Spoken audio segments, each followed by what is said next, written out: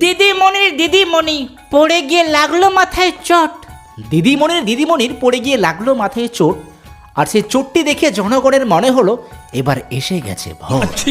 এই দিদি যা, দিদি পড়ে গেল, দিদিকে ধাক্কা মেরে ফেলে দিল, সেটাও নিজের বাড়িতে।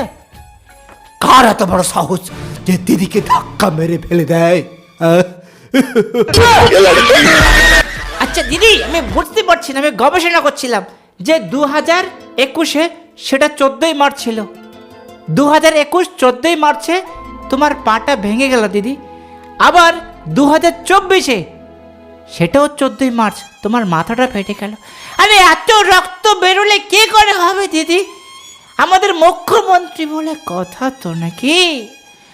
এই তোমরা বেদে না গ্লুকন্ডি কেউ দিদিকে দাও, আমাদের মুখ্যমন্ত্রী। দিদি আমি একটা জিনিস বুঝতে পারছি না, আমার মা লক্ষ্মী ভাণ্ডার পাই তো, আমার বিয়ের জন্য প্রস্তাব নিয়ে গেছিল, আমি কাজ ফাজ কিছু পাইনি, কিন্তু বললাম যে আমার মা তো লক্ষ্মী ভাণ্ডার পায়, এত উন্নয়ন হয়েছে, আমাকে বিয়ে দিন। কেউ বিয়ে দেয়নি, বলছে তোর মা লক্ষ্মী ভাণ্ডার তো কি হয়েছে, তুই কি কিছু পাস?